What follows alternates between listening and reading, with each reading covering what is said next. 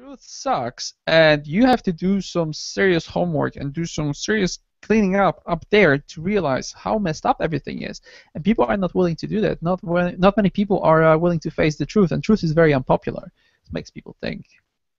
It is unpopular sometimes, Yeah. and then other times it's really funny, Oscar. So it is what we do with it, right? It is what we think of it. It is how we project ourselves onto this planet. We, you know, we are what we are. So below as is above, or as is above, so below, you know. And I think true too.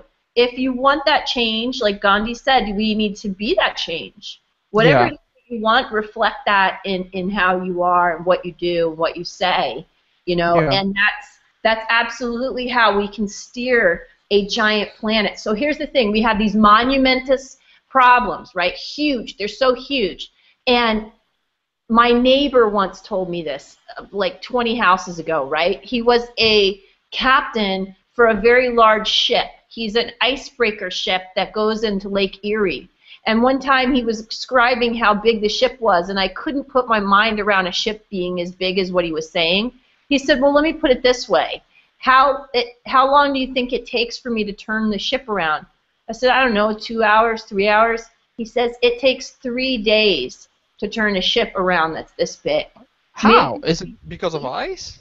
No, no, no. It's so big that turning the whole monumentous problem, or whatever it is, turning it all the way around takes that long because the problem is that big. You see where I'm going with this? Yes, of course. That's such a big thing. It takes that long. And it's like losing the first pound, or getting on the diet, or cleaning something out, or whatever. It's very hard at first.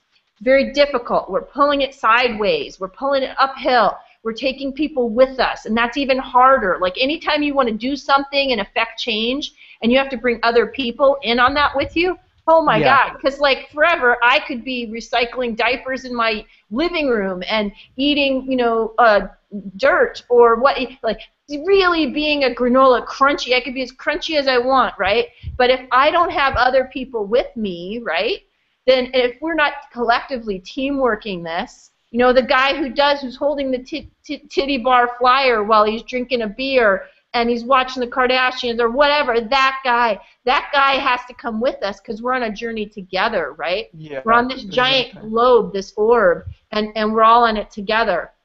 And it's going to take all of us holding hands through this and pushing each other and pulling each other and caring about each other in order for us to really make it the next step. I loved what you said about the suicide hotline, and sometimes they just need to hear.